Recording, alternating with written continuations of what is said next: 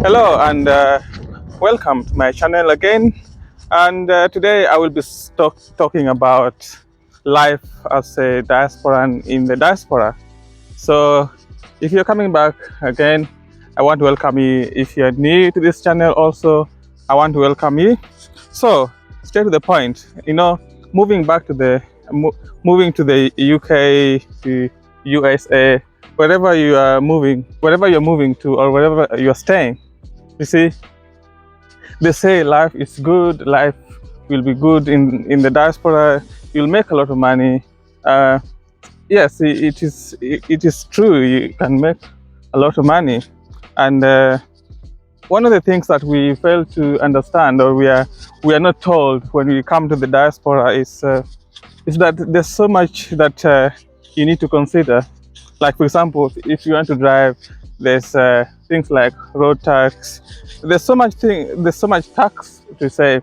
For example, here in the UK, if you are planning to move to the UK and you want to drive, you need to think of insurance. Car insurance, it can be very expensive. Uh, Mostly if you're a new driver, see, or if you're a driver from abroad, you know. So these are the things that you need to consider. Well, you want to move to the UK. I don't know about other countries where, because I live in the UK. So one of the things that you can consider is cost of living. So the cost of living can be very expensive. Cost of living can be very, very, very expensive. You just need to be wary and do a calculation. For example, sometimes people don't understand that when they come, they have to live, they have to pay bills, and most of these things are so expensive. And there's times when I've heard of people that sold everything that they had in their motherland or in Africa, or let's say they had houses, they had businesses, they had land, and they sold everything and they moved abroad, not knowing that it is good to kind of leave those things that you already have, and even moving to abroad is not a bad idea, but we need to have the an exit plan.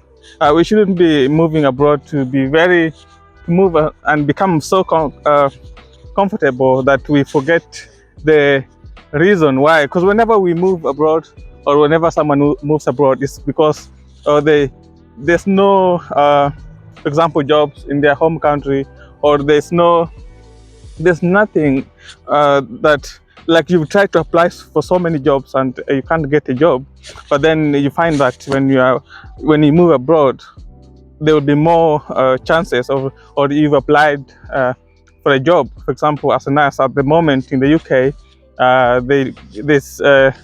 there's this thing called COS certificates, where you can get a sponsor and they give you a certificate of sponsorship, which is a COS, and then you can come and work as a nurse you can come and work as a nurse in the UK.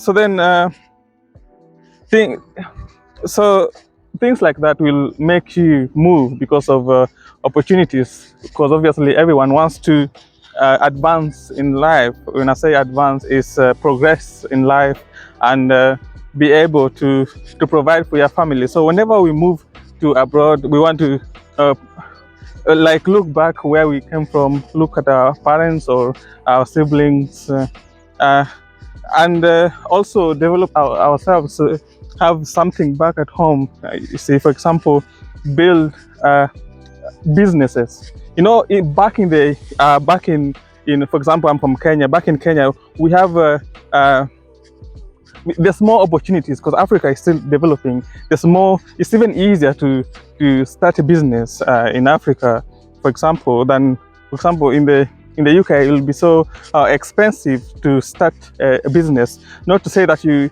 might not be able to start, but the amount of taxes that you will be paying just because of that business that you've started, or even not to taxes, just the capital to be able to start that business. So what my main point in this video is to just encourage you that even as you have got a job, you living a good life in the diaspora, just don't we shouldn't forget about back uh, uh, we shouldn't forget about our countries. We should invest in our countries.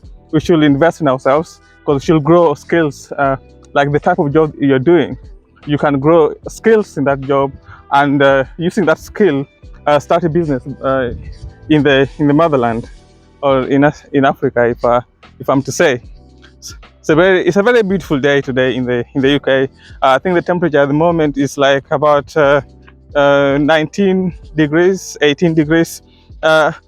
So one more thing is people move here so that they can be able to just develop themselves, like education. You come as to study. You see, they have good education. People come to study. It's good. It's good to study, to advance our skills and to learn more things that maybe we can take back home. But alongside, people always find jobs alongside after they study, and it's good to get a job. And again, back to my point, just remember that. Oh, look at this! I'm distracted a bit. It's a small. So what I'm just saying is, do not give up. Give up. You know, life in the UK, like when you're moving to the UK or wherever, maybe USA, in the diaspora, it's not the same as back at home. For example, myself in Kenya.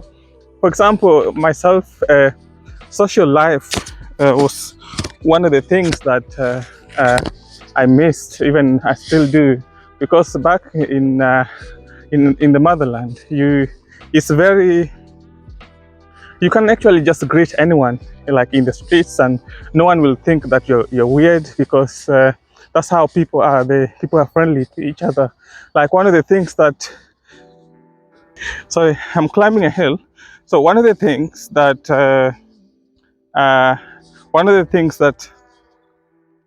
surprised me when I first moved to the UK is like everyone, like I was on the train, everyone is on their phone, like people are just giving fake smiles. And for me, if you give me a fake smile, I don't smile back, because I know it's not genuine. And I'm sorry to say that, because it's not genuine. I don't respond to it, or maybe I don't know. So one of the things that I found difficult was to get like just good relations with people, you see. And also, you know, back home we have friends that maybe you want to go back, and those who maybe you studied with, for example, you went to school with them, and just good to have people that you really can trust. But then moving to the UK, or you have to start building new friends again, which can be hard at some point. Can be hard to build friendships that are trustworthy, you know. So again, my videos are just to encourage us to not give up